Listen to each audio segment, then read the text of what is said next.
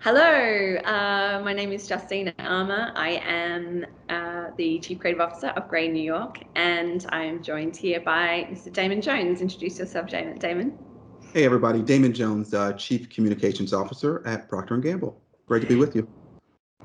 We are here to have a little conversation that we've titled "I'm a Leader, Now What? Bold and Brave Choices That Create an Enduring Legacy." And it kind of came about because I will tell from a personal story. When I was not a leader. I went to my first 3% conference probably 8 years ago, and it just occurred to me that maybe I should consider taking up a leadership role. I think now that Damon and I both in these roles where we have a lot of influence and a lot of a lot of work and a lot of huge teams under us, we wanted to talk about some of the things that we are doing. So we're going to talk now about something that we get asked about very often, which is our work together for P&G's racial equality work, and specifically a program that's called Widen the Screen. First, we're going to show you the film that we made that kicked off the program, and then we're going to explain what it is, how we did it, and what we're doing with it now. So here's the film.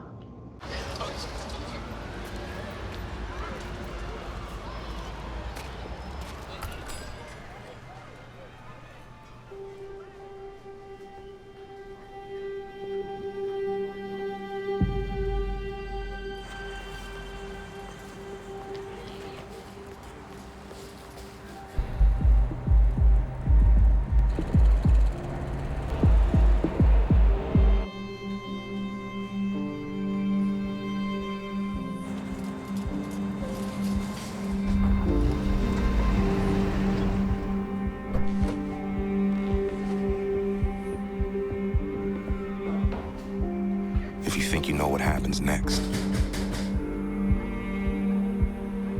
ask yourself why. These are the Black stories we've been shown. A narrow view that limits our understanding.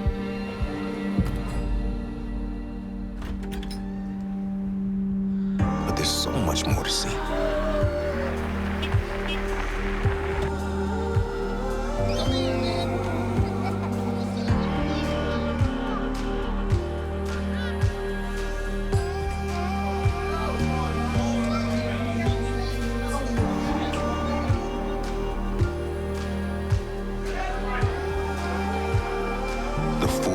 Of Black life.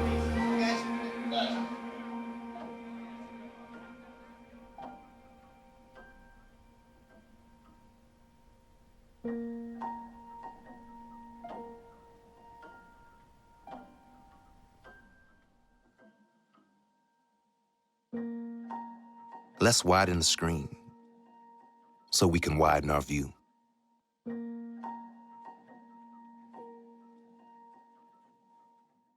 So what you just saw was our anthem film, Widen Their Screen. It really was a continuation, a lot of the work that we've been doing together in the area of racial bias. Many people know P&G as the company that's, in your laundry room or underneath your sink.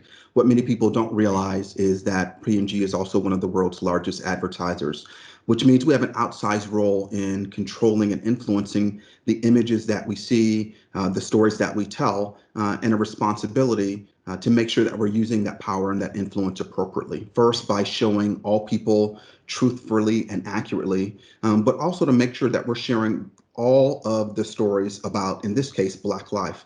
Because what we learned throughout the research that we did together is all too often we see Black life on the extreme, be it in movies, be it in film, be it at television, and in many places in the arts. You see struggle or you see triumph, right? And both of those are great, exciting aspects of Black life, but you don't see that everyday normalcy, Black joy. And we wanted to make sure, particularly in an area where there's raised awareness about bias and inequality, that we are helping to show all people in their full humanity. And Widen Their Screen is really the creative inspiration to a much broader program that is really about ensuring diversity behind the camera so that we can really see the fullness and the diversity of stories in front of the camera, and really continuation of a movement that we hope continues not just for P&G and not just for our respective companies, but frankly for anyone who's charged with the opportunity and the responsibility to share stories about life. Because when we can see each other in the fullness of our humanity, we will better understand each other. We will better relate to each other, and those small but meaningful steps can all add up to a much bigger impact. So Damon, I'm going to ask you a couple of questions that I already know the answer to, but this is great intel for people. We obviously get asked all the time internally by our teams, internally by our other clients, how we got to make work like this together with P&G, how Gray got to make the work with P&G. I think that we would say, right, that it wasn't that we started with work like this is obviously big, bold work. It's going to be, it has lots and lots of breadth, and we wanted to have a real industry changing quality. But we made other work first, right? We made this piece for the choice, and then other work that happened at P&G that enabled us to make this work. Can you tell us a little bit about how that all came about? Sure, it's an important point, Justine, because I think many times people see the outcome or the end result, and they don't always recognize what was the thinking, what was the strategic framework that led up to that. We started on a journey many years ago, recognizing that, again, advertising can truly be a force for good as much as it can be a force for growth in the world. So if you recall back to the Like a Girl campaign that we did with Always many years ago, what we recognized is that we could have a positive impact on the way communities see themselves, the way people see themselves, and as a result, the way they saw each other. And so over the past, I'd say 7 or 8 years, we've tackled subjects of gender equality, equality in the LGBTQ plus space, and recently with race, wanting to continue some of the discussions that we had with the talk and the look. And so in the days after the murder of George Floyd, just last year seems like a long time ago, we recognized that there was, again, an opportunity to get more people off the bench and into the game, if you will. So we produced a short film called The Choice, and The Choice really implored people to do something, right? We all sat back and said, hey, this isn't the world that we want for future generations, so what are we going to do about it? And The Choice was artful in its simplicity, but it really was a call to action. And I think that doing that work together between P&G and Gray, we had to have a lot of very tough conversations, a lot of transparent conversations, because while we could all look at that act and say, hey, that act isn't, symbolic of what we want to believe in, we had so many people that were starting in the world, their discussions on this topic in very, very different places.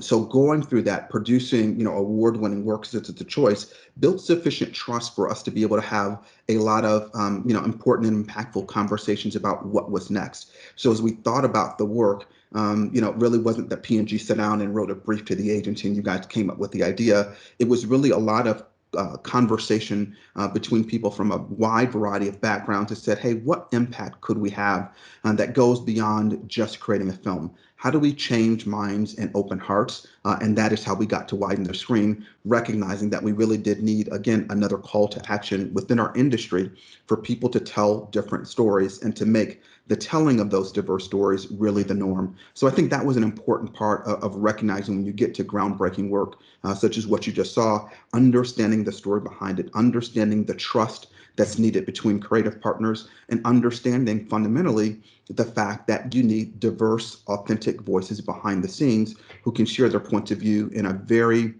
trusting and supportive environment. And frankly, you need a diverse team behind it, right? So the fact that we had people from multiple walks of life and frankly, a majority Black crew to put on this story to make sure that we had that authenticity speaks to what we can achieve when we're truly deliberate about the approach.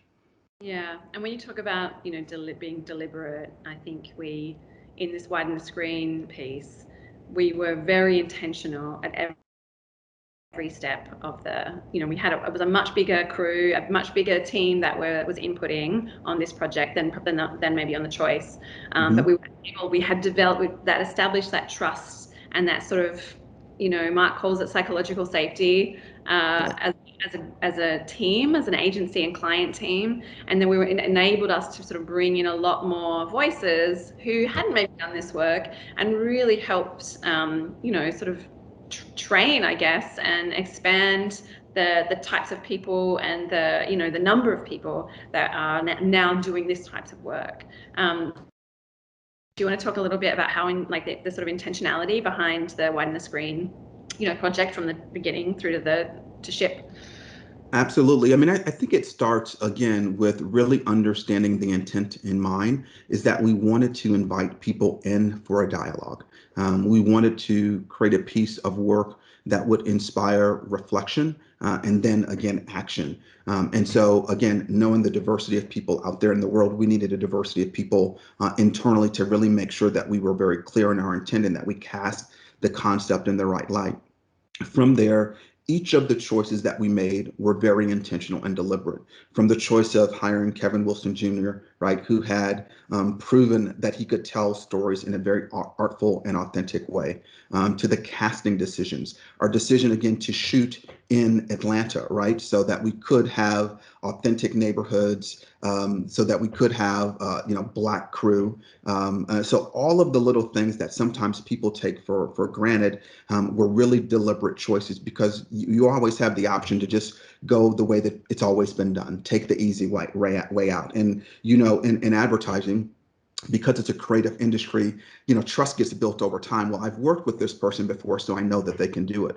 Well, think about if you are someone who's historically been excluded, if you will. Like, no one knows you, so you can't get the opportunities, right? So we've gotta be deliberate in saying, okay, wait a minute, we don't want a room to look like the way many other rooms look. So what are we going to have to do different, right? That means not just picking up our existing Rolodex and saying, hey, I know person A, B, or C. It means, okay, great. Who deserves a seat at this table? Who deserves the opportunity, because they've proven it, and they just may not be in our social circles or our professional circles to go out and do that. So all of those little stories, and even when you think about the behind the scenes videos that you can see at pg.com/widen the screen, talks about the impact about people working on a majority Black set when they've never done that elsewhere in their career, right? The creative freedom, the trust, all of the little things. So we were impacting the lives of the people who would eventually see the film. We were impacting the lives of the people who participated in making the film, and our professional circles are widened right now, because when someone says, "Hey, I don't know any great Black directors," well, guess what? I do. You do. We do, right? And we can bring people into that work. So, but I think to go back to your opening point on leadership, that is uniquely the position and the privilege that we're afforded to be able to do, to set very clear, very uncompromising standards, to make the calls, whether that's a budget call, a hiring call, or a staffing call, but most importantly, to set very clear standards on what is acceptable and what is possible, and to really inspire and lead our teams to achieve those outcomes. Yeah. And on that, I want to say our last point, because I know we don't have much more time, but we talked about this a couple of weeks ago. There is obviously a reason to put this kind of work into Black owned agencies, Black led agencies, of course, but there's also an opportunity when you work with big teams, big agencies, that you can have really big impact with this type of work as well. Do you want to talk a little bit about that?